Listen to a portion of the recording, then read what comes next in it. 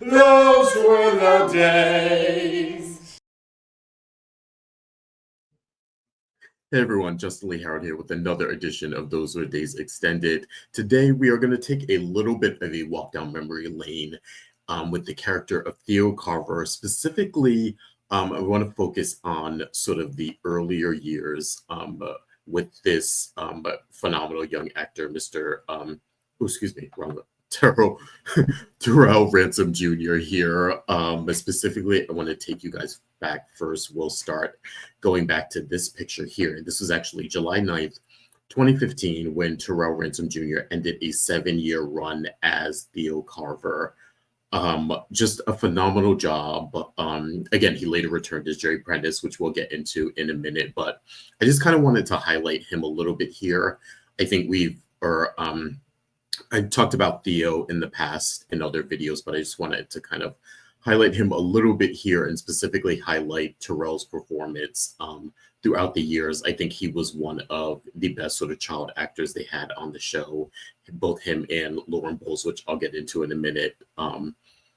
But yeah, just kind of wanted to give him some shine and some love for his performance here. And I think sort of a lot of nostalgia came up when he not reprised the role, but when he sort of came back in 2023 in a clever way. So yeah, just kind of wanted to mark this young, just really great actor.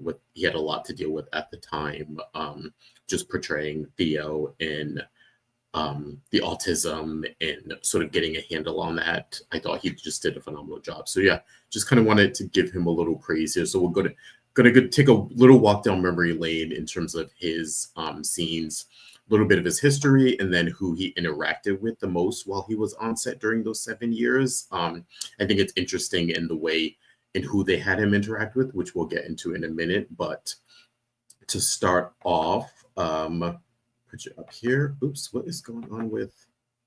Sorry, it looks like, oh God, I feel like StreamYard is always giving me a problem lately. But hopefully on your end, you guys are seeing it fine. It's a little wonky here on my end, but again, we're gonna plow through. Taking you first to the Carvers here. This is a young Terrell when he first kind of came on the show. Really cute, gifted actor here. And what was going on in the scene, you know that Theo, of course, is Theo Brandon Carver, is the only child of Abe and Lexi Carver, named after his uncle Theo and his older brother Brandon. We know he's diagnosed with autism at 3 years old.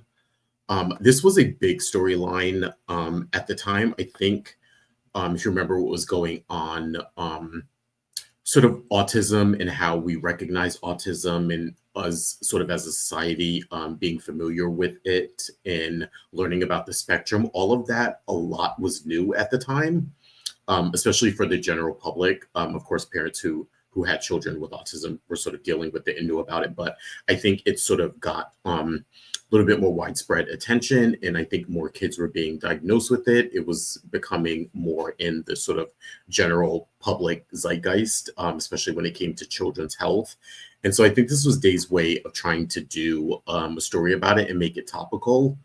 I like that they sort of gave this to Lexi and Abe. I think if you remember what this is sort of the not the fallout, but this is sort of the 180-degree sort of turn of course, Lexi turning evil and the baby switch with Zach and JT and all of that. This is finally her and Abe working out their issues, coming together.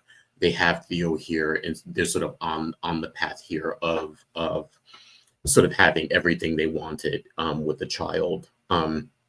And so giving them this storyline as sort of a parenting struggle to sort of deal with, I thought was really a really good storyline for them in a different way, sort of a little bit mature. It wasn't someone's coming in between us. It wasn't the stuff, it wasn't her family being a part of the Demiras that was coming in or Stefano. It really was a insular storyline for them to, as a couple, to really do some great work and also to just sort of get the widespread information of autism sort of out there in an interesting way by doing it through the storyline. But it was a big focus for them as a couple.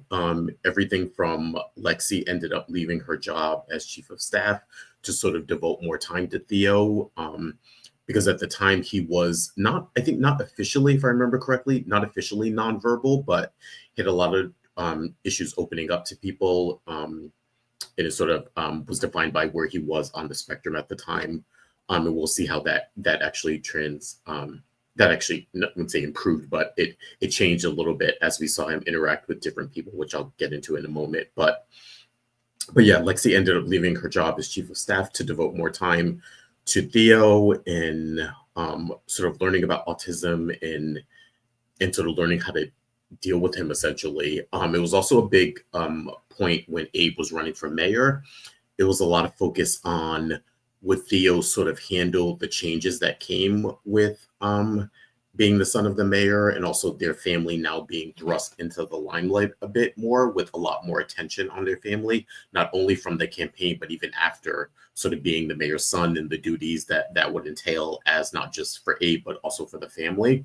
So that was a big plot point back then too, about how Theo would sort of handle this, and if this was a right move for them as a family to pursue.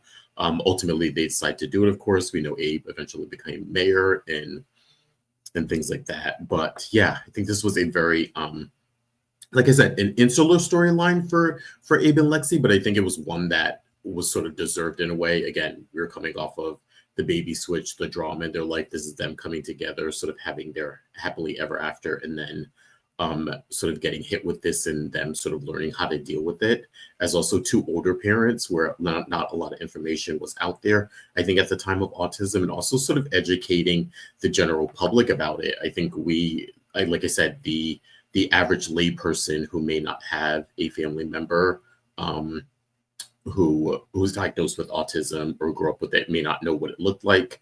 I think this was our first sort of understanding of the spectrum a little bit and what that meant when children fall on the spectrum.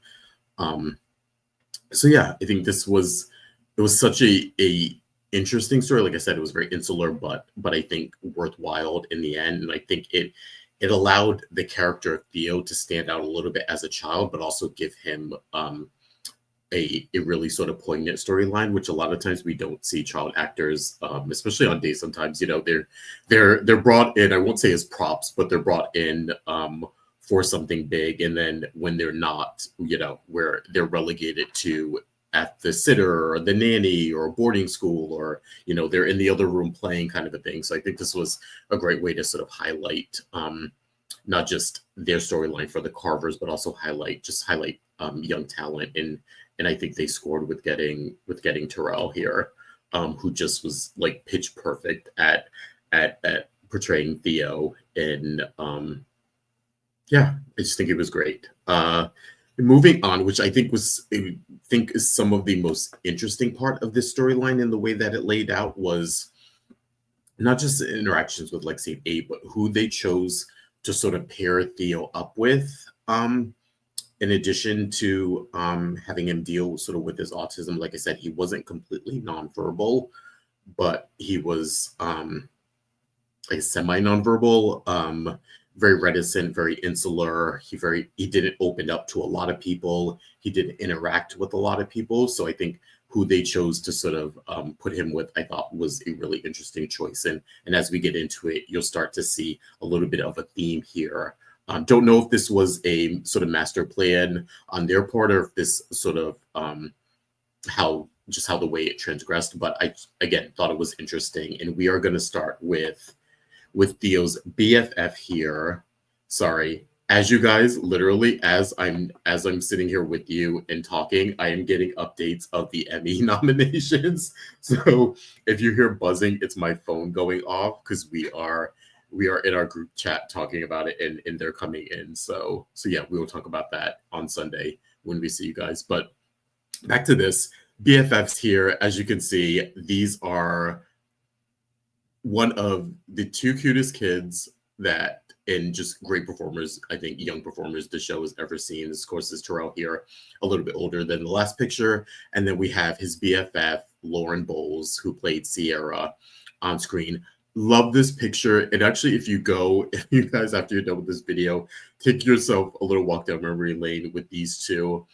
the internet is just full of sweet, just heartwarming pictures of these two, whether they're on set together, playing BFFs, Theo and Ciara, or these two are at events.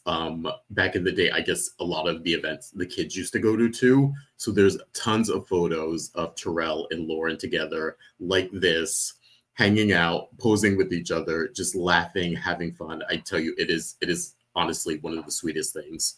And I think that that relationship we also saw on screen as them as BFFs. We saw them sort of attached at the hip. I think this was also the coming together of the Carvers in the Brady family, specifically Bo and Hope's but nuclear family, sort of coming together after all of the drama that they went through with Zach and JT, them coming together now with two new children that are the same age and can grow up together. And it's funny, they sort of, in a way, again, they were best friends and they sort of also grew up as cousins. There's a lot of footage, especially back then, if you were watching, of Theo and Ciara together. And it was just a lovely dynamic. Again, we saw Theo sort of dealing with autism. He was very reticent and very semi-nonverbal, very insular. And Ciara was sort of brash and take charge and just full of life and personality, and she was very much his protector back then when they were young. And so just really, really sweet relationship from the get-go. We know how that this relationship, seeing them at this age, how it transpired into, again, their older years, which I'll probably do in another video, sort of the older years of Theo, but we know how that transpired with them actually getting together at some point, and then odd, sort of interesting way, but I think the love and the friendship there still continues to this day. Even a few weeks ago, we had, when Bo sort of came out of his coma, him asking about Theo and if Ciara was still close with him, and how he sort of always wanted them to end up together. And it all stemmed from this sort of just lovely, just beautiful relationship on screen. And now off that, we see with Terrell and Lauren, who is amazing in herself. I'm probably at some point going to do a video just on her. Was just a phenomenal young actress, that also someone who they gave a lot of storyline to, just because she was so good and so on it and wise beyond her years. So yeah, just highlighting this lovely relationship between these two characters when they were young, and a pivotal relationship for a young Theo Carver. Some of the other ones, which was hard to find footage of, I remember them clearly. And again, this is part of just, old photos getting scrubbed from the internet, or people taking them down, or trying to find the right people to share stuff with. But some of the other relationships that Theo had, he was incredibly close to Stefano, as you guys may know. He called him, of course, this is where the no comes from. We saw it with not only with Theo, but with Johnny too. But first it was highlighted with Theo because he's the oldest. And I think they really used during these years, Theo's relationship, or Theo particular as a character, to sort of soften Stefano a bit. He was still himself. He was still ruthless and take no prisoners kind of thing. But when he was around Theo, we got to see such a different side of him, especially when Theo was diagnosed with autism. Sort of seeing Stefano take that in, and at first not knowing how to deal with it, but also learning how to be incredibly gentle and learning how to have a relationship with his grandson, where Theo just immediately loved Stefano, and their bond was so close.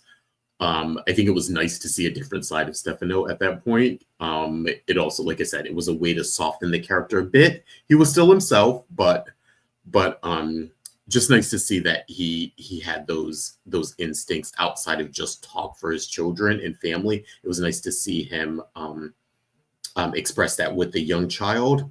Also, interesting enough, a very interesting juxtaposition to say, like, if you're watching back then, his relationship with Benji, when Benji was young, and we of course know Benji was deaf, and sort of how Stefano sort of came to find out he was his father, and that relationship. So it was a nice sort of bookend to see Stefano, who he was back then, and how he dealt with Benji as his son versus how he now dealt in the early 2000s with Theo, dealing with him as his grandson.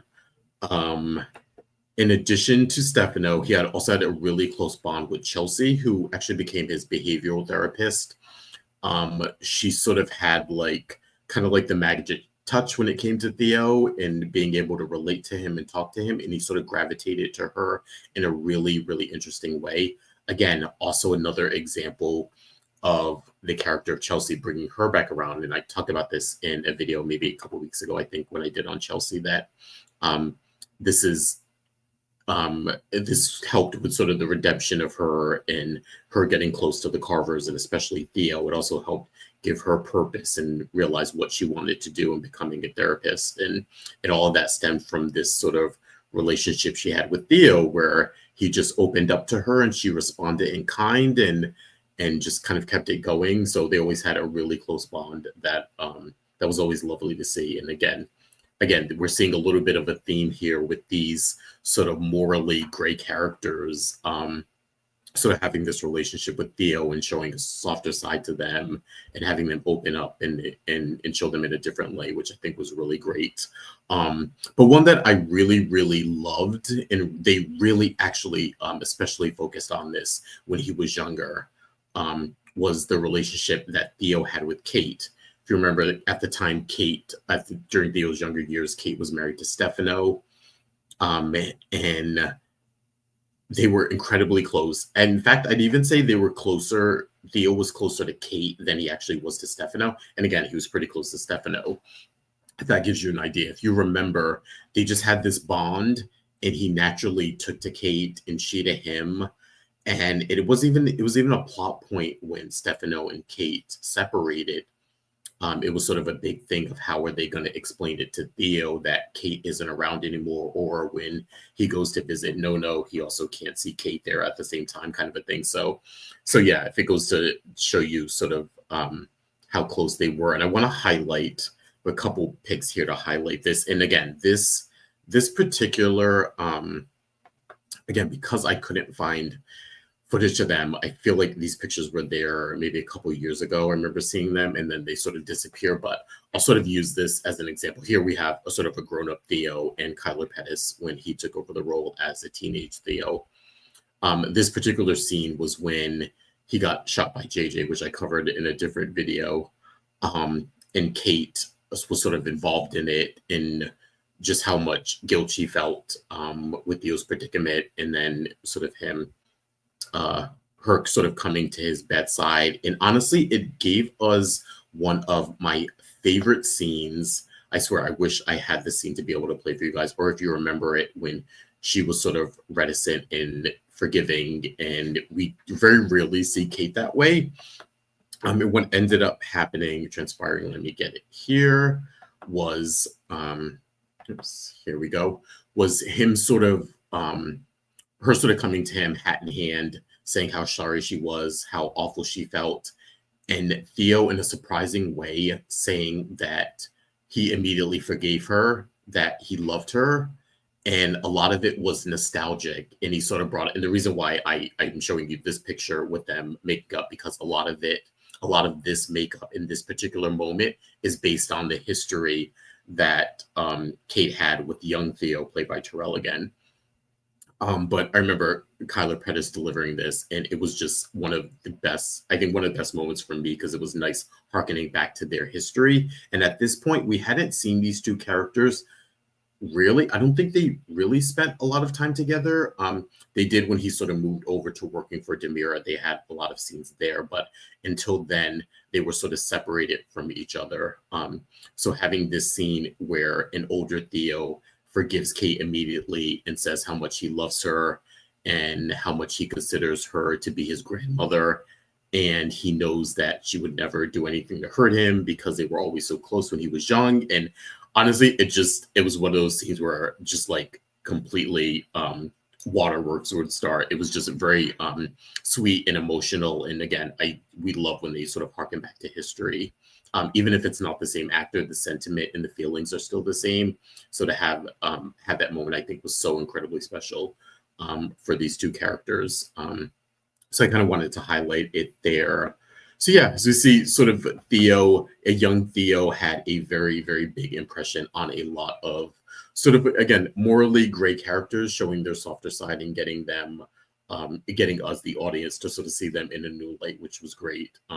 Again, some of that was carried over, I think, at the point that Theo was older, Stefano was already gone. We had those relationships with Theo, with Chad and Kate and Tony and EJ, which I think was really lovely to see.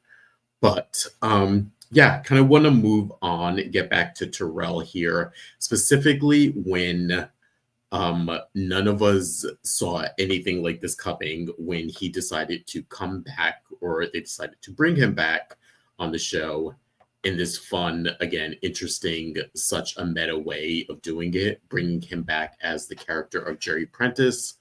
Remember, Abe was kidnapped by Nurse Whitley, and she was sort of recreating his life for him.